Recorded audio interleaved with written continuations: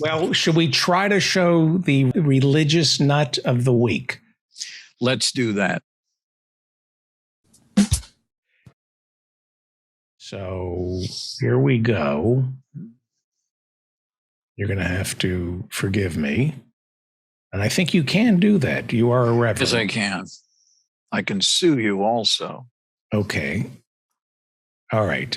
This is not going to look great, but that's never stopped me before. Who are we looking at? Yeah, we're looking at Brian Babin. Here we go. All right. Claudia Tenney in studio moments ago.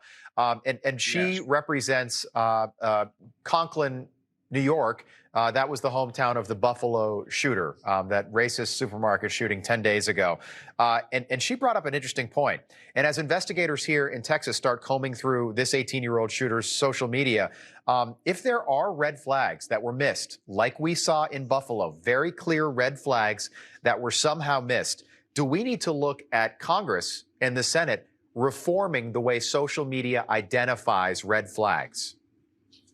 Well, it's funny that you say that, because we have such a double standard on social media. They can shut down President Trump, and yet the Ayatollah Khamenei gets to, from Iran, gets to tweet. We've got total double standards. We hear the president and the vice president, many of these Democrats talking about gun control now. The United States of America has always had guns. It's our history. We were built on the Judeo-Christian foundation and with guns. This is what Americans have always had. We believe in self-protection, protecting our property, our families, our independence, and our freedom.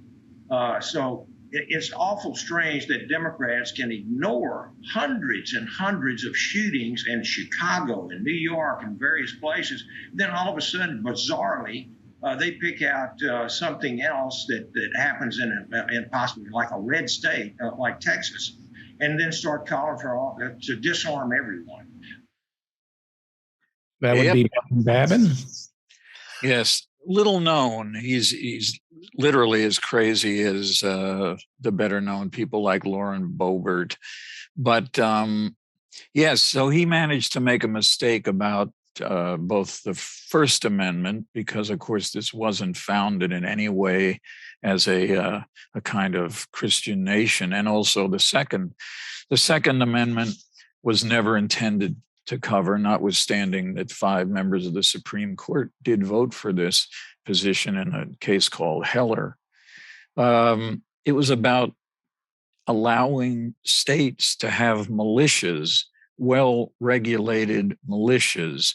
They were talking about regulating militias that generally had muskets at the time. They did not have semi-automatic rifles or machine guns. And this was a big conflict at the time of the Constitution, because so many of these states said, if you're going to have a national army and a national navy, which are both, created by the Constitution, we're a little nervous, because we, the states, we got to make sure that we have some independent control over a militia.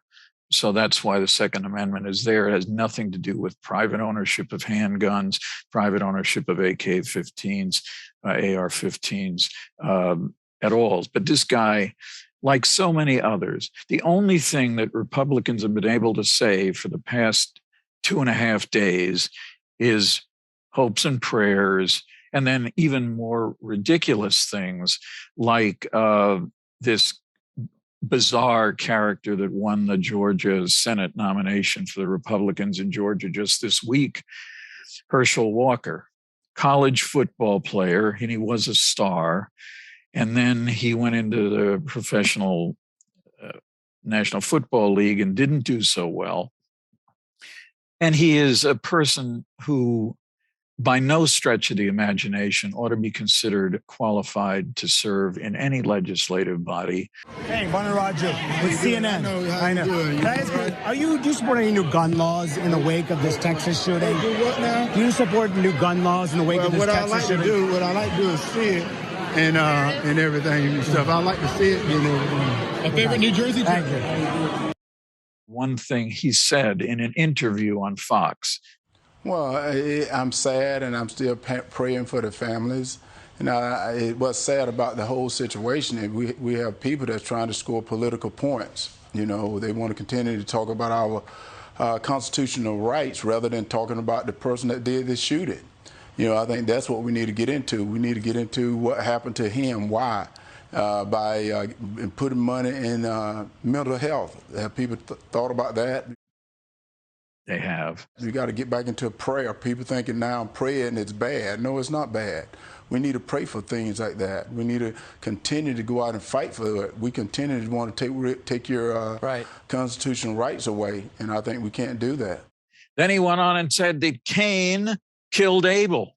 What we need to do is look into the person that did the shooting. The same thing that's happened, whether it was in Texas, in New York, in Chicago, the thing happened in Buffalo. People see that it's a person wielding that weapon. Cain killed Abel. And that's the problem that we have. And that's a little historical perspective. As he said, Cain killed Abel, and that's a problem that we have. So in other words, he wants to figure out some way to deal with the fact that historically Cain killed Abel. So he had an idea.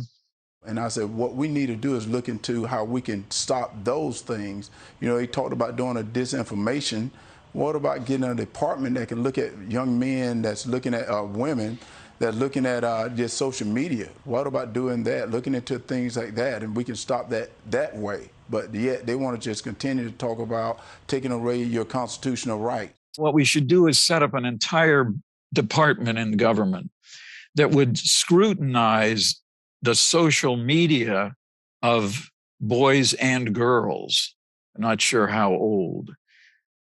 Take a look at the boys and girls. Set up an entire new department of surveillance characters in order to examine every young person's keep us free. To keep us free. But can you imagine if Joe Biden had ever said anything about, without warrants, going in and just checking on every young person's Twitter feed, Facebook feed?